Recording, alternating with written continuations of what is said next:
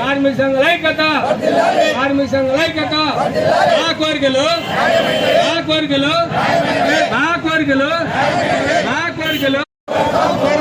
మా సమస్యలు పరిశీలించేంత వరకు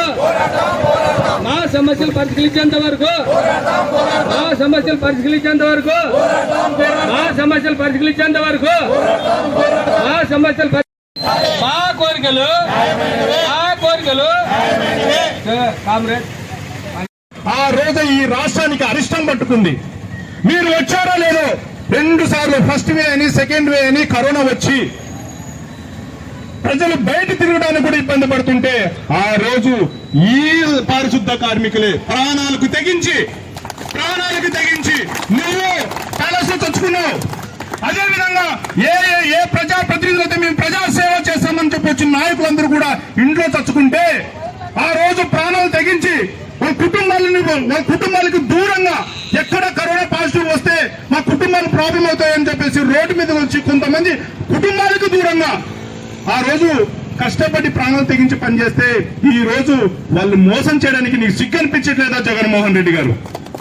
అదేవిధంగా ఆ రోజు ఏదైతే వీళ్ళని నేను అధికారంలోకి వచ్చిన 6 నెలల లోపే నేను వాళ్ళకు పర్మనెంట్ చేస్తాను, అవుట్ సోర్సింగ్ ఉద్యోగస్తులందరికీ పర్మనెంట్ చేస్తాను చెప్పి అధికారంలోకి వచ్చి వాళ్ళ నోట్లో మట్టి కొట్టావు.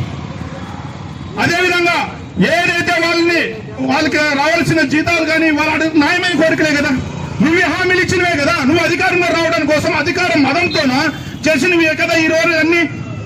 నీకు అధికారం వస్తే చాలు, ఎవడు ఎలా పోతే నాకు సంబంధం లేదని చెప్పేసి ప్రజా సంఘాల దగ్గర నుంచి, కార్మికుల దగ్గర నుంచి, ఉద్యోగస్తుల దగ్గర నుంచి అందరినీ ఈ రోజు రోడ్డు మీద పడేసి 4.5 నెలలు ముఖ్యమంత్రిగా కొనసాగి ఈ రోజు ఏం చేశావు?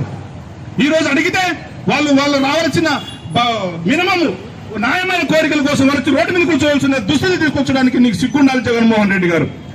పొరపాటున జగన్మోహన్ రెడ్డి గారు వీళ్ళని ఎవరినైతే నువ్వు మోసం చేసావో వాళ్ళే రేపొద్దు నిన్ను ప్రతిపక్షంలో మళ్ళీ కూర్చోబెడతారని చెప్పి ఈ సందర్భంగా తెలియజేస్తున్నాను. అదేవిధంగా ఈ పారిశుద్ధ కార్మికులకు వాళ్ళు న్యాయమైన డిమాండ్లు నెరవేరేంత వరకు జనసేన పార్టీ వాళ్ళకు అండగా ఉంటుందని చెప్పి ప్రతి అనువనువున వాళ్ళు వెన్నంటూ ఉండి ఈ ఉద్యమాన్ని వాళ్ళు ఏ రూపం తీసుకున్నా కూడా వాళ్ళ వెనక ఎప్పుడు మేము అండగా ఉంటామని చెప్పి తెలియజేసుకుంటూ ఈ అవకాశం ఇచ్చినందుకు అందరికీ ధన్యవాదాలు తెలుపుకుంటున్నాను. Thank you.